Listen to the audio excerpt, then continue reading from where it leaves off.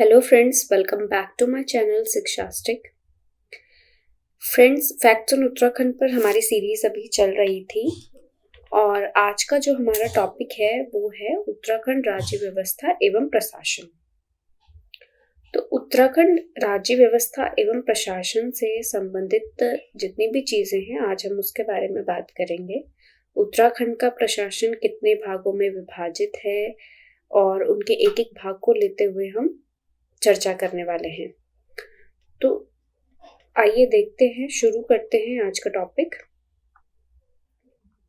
तो उत्तराखंड राज्य व्यवस्था को जानने से पहले यह जरूरी है कि उत्तराखंड जो राज्य है उसकी स्थापना का दिवस सबको ही पता है कि 9 नवंबर 2000 को हुई थी। लेकिन उत्तराखंड जो राज्य है वो किस अधिनियम के द्वारा एक अलग राज्य बना, तो वो उत्तर प्रदेश पुनर्गठन अधिनियम 2000 द्वारा। उत्तर प्रदेश पुनर्गठन अधिनियम जो है जो 2000 में आया था उसके द्वारा उत्तराखंड एक अलग राज्य बना 9 नवंबर 2000 को।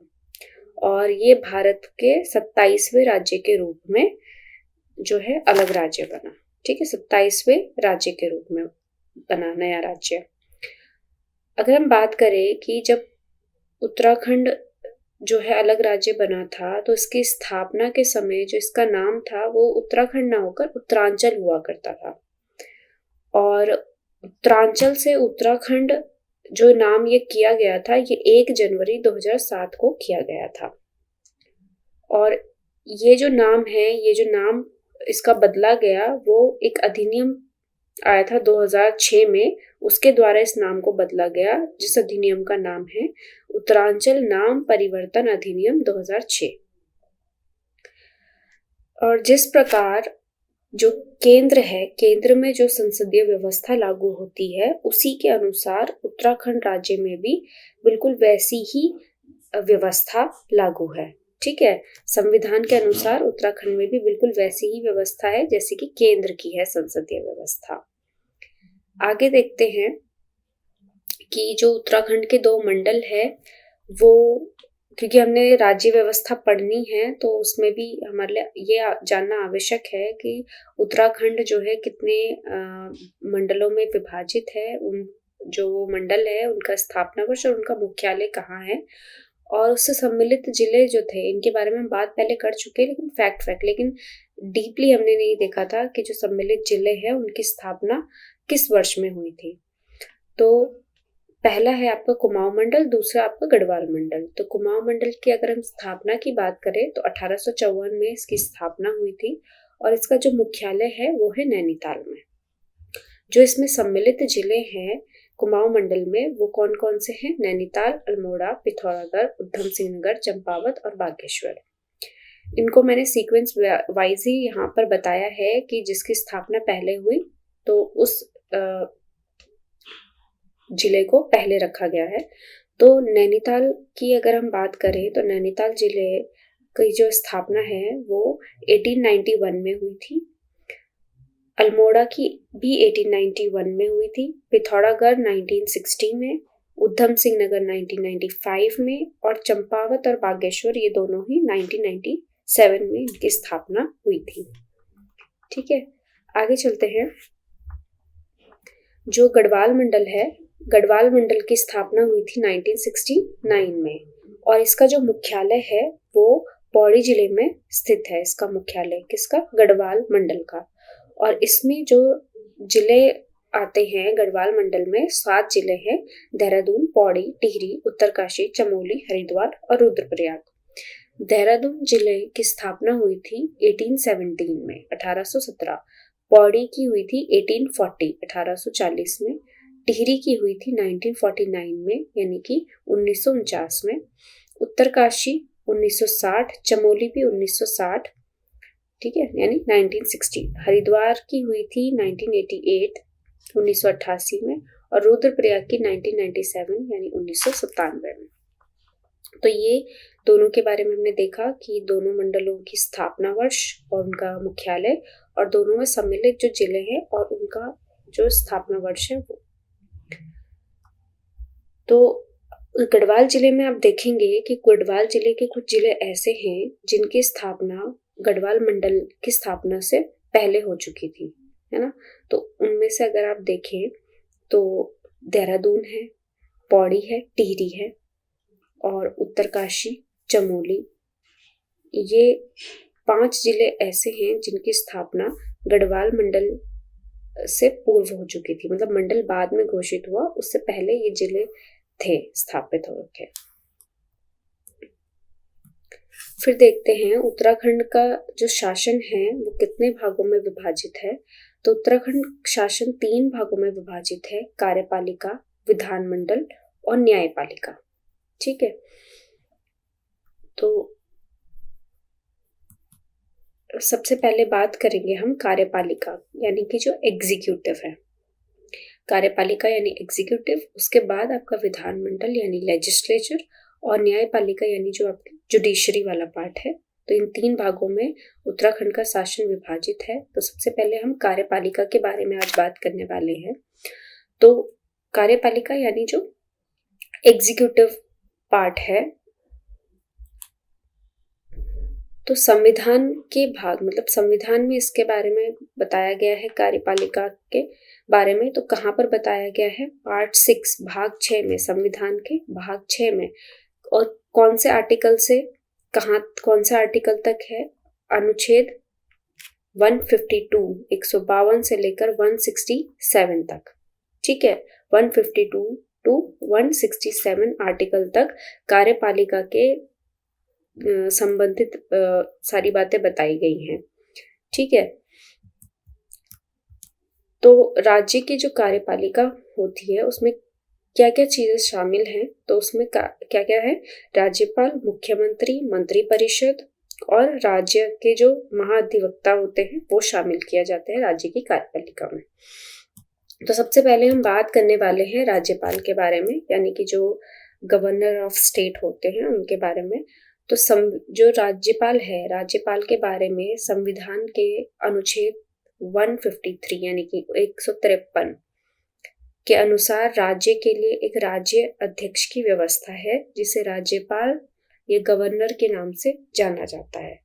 तो अगर हम ये पूछा जाए कि राज्यपाल के बारे में संविधान में कहाँ पर उल्लेखित है, तो राज्यपाल के बारे में संविधान के जो अनुच्छेद है 153, वहां पर राज्यपाल के बारे में बताया गया है कि राज्य का एक राज्य अध्यक्ष होगा, राज्य अध्यक्ष की व्यवस्था है। ठीक है, जिसे राज्यपाल या गवर्नर के नाम से जाना जाता है। जो कार्यपालिका शक्ति होती है यानी कि एग्जीक्यूटिव जो पावर होती है वो राज्य के राज्यपाल में ही निहित होती है। लेकिन जो इसका प्रयोग करते हैं, इन शक्तियों का जो प्रयोग करते हैं, वो राज्यपाल अपने अधीनस्थ के माध्यम से इन शक्तियों का प्रयोग करता है। ठीक है, अब उसके अधीनस्थ कौन होते हैं? वही होंगे जिनका चयन वो करेगा। ठीक है, और राज्य का जो संवैधानिक प्रमुख होता है, किसका? राज्य का जो संवैधानिक प्रमुख होता है वो राज्यपाल होता है। और राज्य के जो विश्वविद्यालय होते हैं यानी कि यूनिवर्सिटीज होती है, उनका कुलाधिपति यानी कि जो चांसलर है वो कौन होता है? राज्यपाल ही होता है, यानी कि जो गवर्नर है स्टेट का। और राज्य का प्रथम जो नागरिक है, प्रथम नागरिक जो है वो भी कौन होता है? राज्यपाल ही होता है। ठीक है, जैसे कि प्रथम व्यक्ति अगर हम देश की बात करें, कौन होता है देश का प्रथम नागरिक? तो राष्ट्रपति होता है। इसी प्रकार से राज्य का अगर हम बात करें कि राज्य का प्रथम नागरिक कौन है, तो वो राज्यपाल होता है। राज्यपाल की जो नियुक्ति है वो 5 वर्ष के लिए होती है। और किसके द्वारा होती है? राष्ट्रपति के द्वारा होती है। और वो राष्ट्रपति के इच्छा पर्यंत ही पद धारण करता है। मतलब राष्ट्रपति जब चाहे राज्यपाल को उसके पद से हटा सकता है। ठीक है, तो ये राज्यपाल के बारे में। और हमने इससे पहले बात करी थी राज्यपाल के बारे में, जो हम बात कर रहे थे कि राज्यपाल में ही जो राज्य की कार्यपालिका शक्ति होती है वो राज्यपाल में निहित होती है, लेकिन उनका जो प्रयोग है, उन शक्तियों का प्रयोग है वो अपने अधीनस्थों के माध्यम से करते हैं। ठीक है, तो कौन अधीनस्थ होते हैं? जिनका जो चयन है कौन करते हैं? राज्यपाल करते हैं। तो वो कौन होते हैं? मंत्रिपरिषद। ठीक है, काउंसिल ऑफ मिनिस्टर्स जो है। क्योंकि इनकी नियुक्ति जो है राज्यपाल द्वारा ही की जाती है। तो संविधान के अनुच्छेद 164 के अनुसार राज्यपाल सर्वप्रथम मुख्यमंत्री की नियुक्ति करते हैं। ठीक है, मतलब जो शपथ वगैरह दिलानी होती है वो राज्यपाल द्वारा ही होती है राज्य में। तो उनकी नियुक्ति किसके द्वारा मानी गई? फिर राज्यपाल के द्वारा। सबसे पहले मुख्यमंत्री की होगी और फिर मुख्यमंत्री की ही सलाह पर अन्य मंत्रियों की नियुक्ति होती है। तो जो काउंसिल ऑफ मिनिस्टर्स हैं ये किसको मिलकर बनी हुई है? जो मुख्यमंत्री है और मुख्यमंत्री के साथ साथ जो राज्यपाल के साथ मिलकर मुख्यमंत्री ने जिन मंत्रियों की नियुक्ति करी है। ठीक है, तो काउंसिल ऑफ मिनिस्टर्स उनसे मिलकर बनी हुई है। तो नियुक्ति के बाद अनुसूची 3 में, ठीक है, अनुसूची 3 के अनुसार राज्यपाल पद एवं गोपनीयता की शपथ दिलाते हैं किसको? जो भी मंत्रिपरिषद में जो भी व्यक्ति हैं, जो उसके सदस्य हैं, उनको।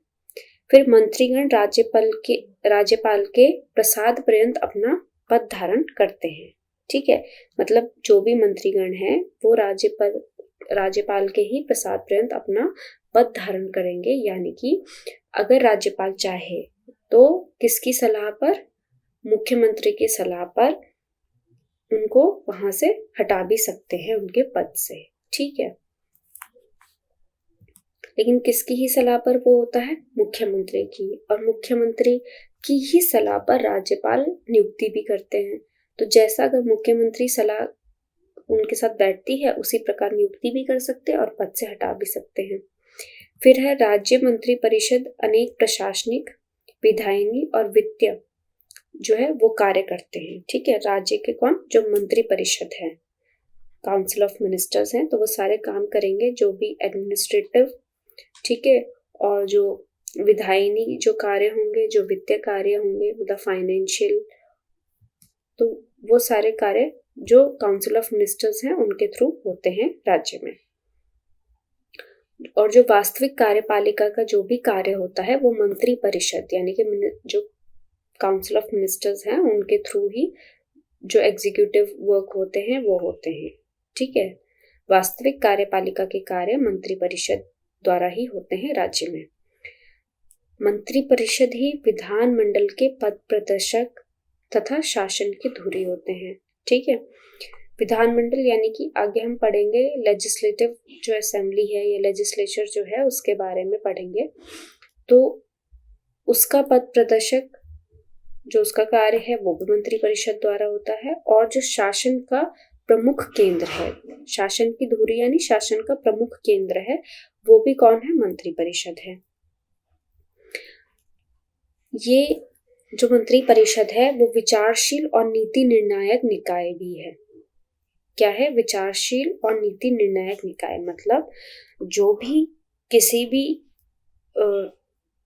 बात पर कोई भी विचार करना है, राज्य के लिए कोई निर्णय लेना है, तो उसके लिए जो भी विचार करने होते हैं, जो भी नीतियां बनानी होती हैं, उन नीतियों का जो भी निर्णय लेना होता है वो कौन करता है? मंत्री परिषद ही उसके बारे में विचार व निर्णय लेते हैं। ठीक है, इसीलिए इनको निर्णायक निकाय के बारे में इनको निर्णायक निकाय कहा गया है।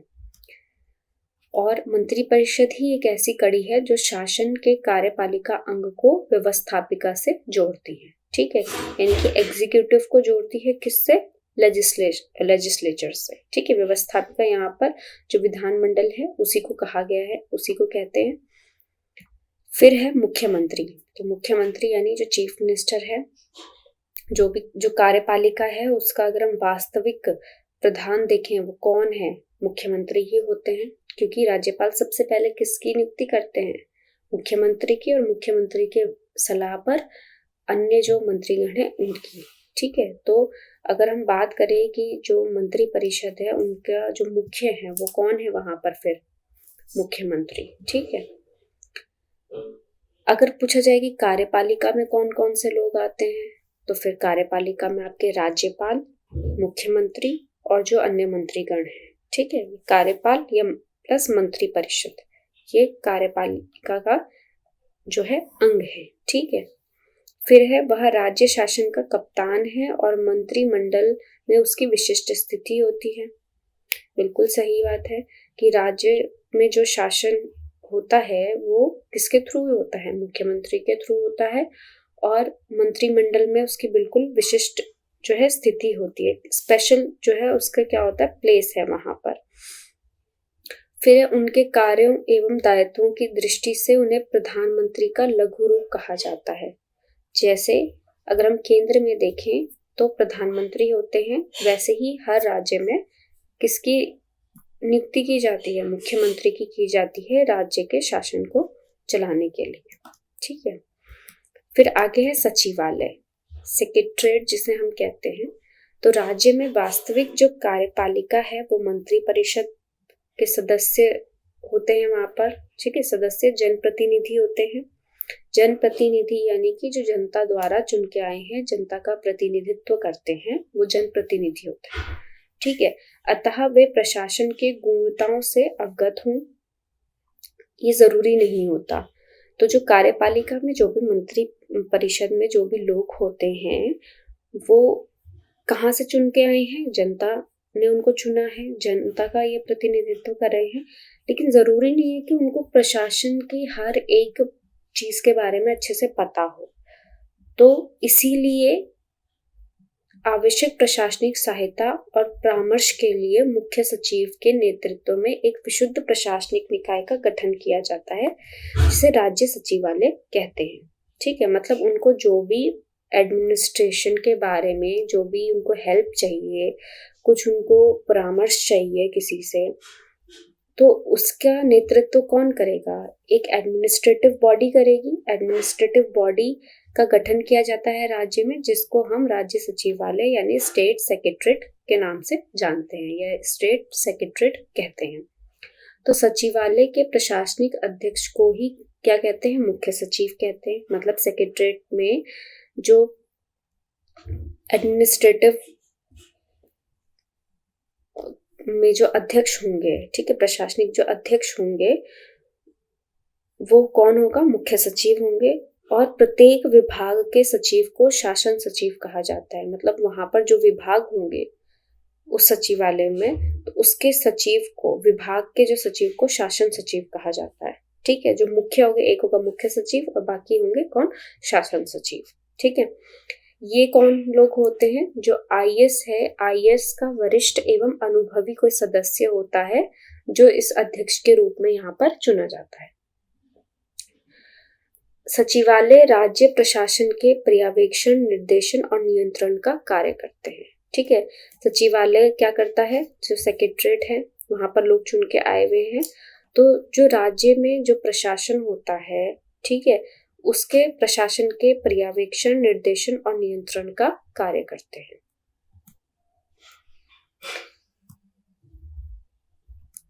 सरकारी नीति रचना हेतु आवश्यक सामग्री एकत्रित करना। जो भी सरकारी नीतियां होती हैं उनको बनाने में जो भी सामग्री चाहिए होती है, मतलब कि नीतियों को बनाने से पहले कुछ आंकड़े चाहिए या किसी भी तरीके का कोई सर्वेक्षण करना है, कोई सर्वे करना है, तो उससे रिलेटेड जितनी भी चीजों की जरूरत है उसको एकत्रित करना, उसको जमा करना, फिर उसके बाद उसका विश्लेषण करना। ठीक है, उसको देखना, उसमें कोई सुधार करना, और फिर उसके बाद वो सारी चीजें जो भी उन्होंने इकट्ठा किया है उसका विश्लेषण करके जो भी वो एक निर्णय तक पहुंचे हैं, उसके बाद मंत्री परिषद के सम्मुख जो है वो प्रस्तुत करते हैं उन सभी चीजों को। ठीक है, और ऐसा करना सचिवालय का क्या है, कर्तव्य होता है। राज्य प्रशासन के मुख्य सचिव का पद प्रशासनिक पद सोपान में सर्वाधिक महत्वपूर्ण है। अगर हम पद सोपान की बात करें, एक हायरार्की होती है कि सबसे ऊपर कौन होता है, उसके बाद उससे नीचे वाले पद पर कौन होता है ना, अध्यक्ष कौन है, फिर उसके अधीनस्थ कौन है। तो इस तरीके से ये एक पद सोपान की एक प्रक्रिया होती है। ठीक है, तो राज्य प्रशासन में जो मुख्य सचिव होता है, अगर हम देखें तो वो सबसे महत्वपूर्ण उसका पद माना जाता है राज्य प्रशासन के अंतर्गत, किसका, मुख्य सचिव का। फिर राज्य में जो स्थान और कार्य मुख्य सचिव का है, केंद्र में वही स्थान और कार्य कैबिनेट सचिव का होता है। जिस प्रकार राज्य में कौन है, मुख्य सचिव है सेक्रेटरीट में, उसी तरीके से अगर हम केंद्र यानी कि सेंटर की देखें तो सेंटर में कौन होता है, कैबिनेट सचिव होता है। ठीक है, मुख्य सचिव राज्य प्रशासन का केंद्र बिंदु है। तो मुख्य सचिव कौन होता है, राज्य प्रशासन का एक केंद्र बिंदु के रूप में होता है मुख्य सचिव।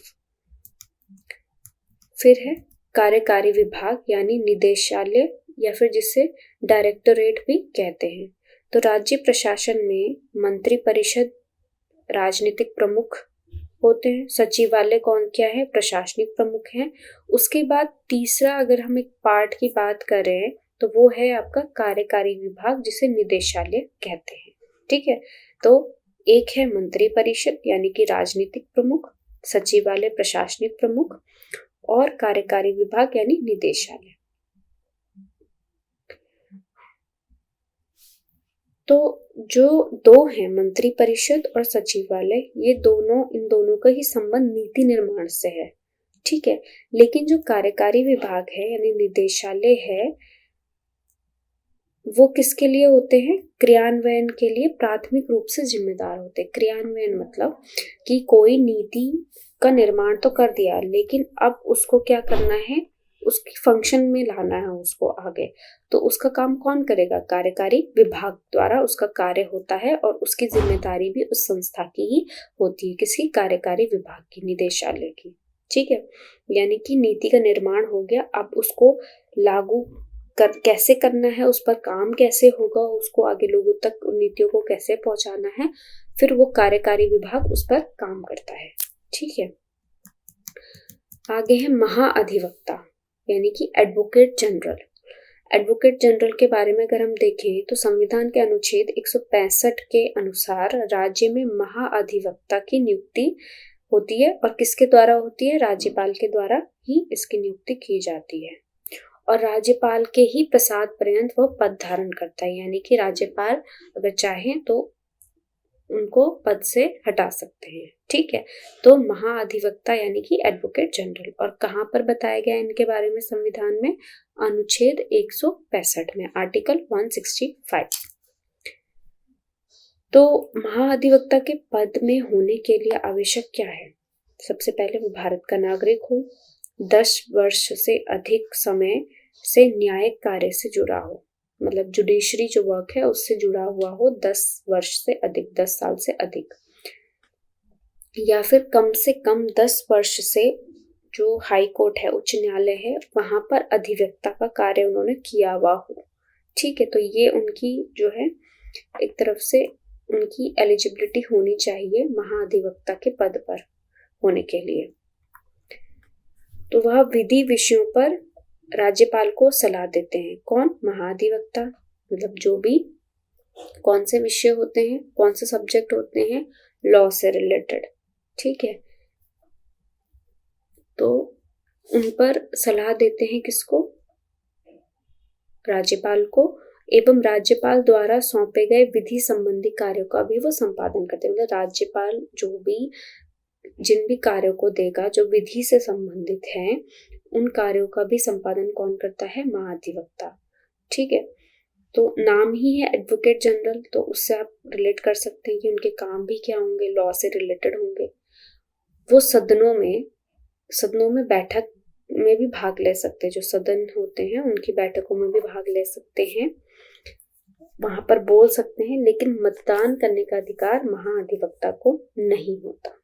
ठीक है, तो ये पार्ट भी हम आगे अलग से देखेंगे कि जो सदन होते हैं, सदन में कौन कौन भाग ले सकते हैं और कौन वहां पर मतदान कर सकता है, नहीं कर सकता है। अभी हम देख रहे थे कि राज्य में जो राज्य का प्रशासन है, उत्तराखंड राज्य का, वो कितने भागों में विभाजित है, और उसमें से भी हमने अभी सिर्फ पहले पार्ट के बारे में बात करी है जो है कार्यपालिका, यानी कि उत्तराखंड शासन जो 3 भागों में विभाजित है, कार्यपालिका, विधानमंडल और न्यायपालिका, उसमें से अभी हमने किसके बारे में बात करी, सिर्फ कार्यपालिका के बारे में। ठीक है, आगे के जो 2 टॉपिक है उनको हम अलग से अलग वीडियो में देखेंगे, विधानमंडल और न्यायपालिका को। तो आज के जो वीडियो है उसमें इतना ही रखते हैं। नेक्स्ट टॉपिक में हम बात करेंगे, नेक्स्ट वीडियो में हम बात करेंगे विधानमंडल के बारे में और न्यायपालिका के बारे में। Thank you.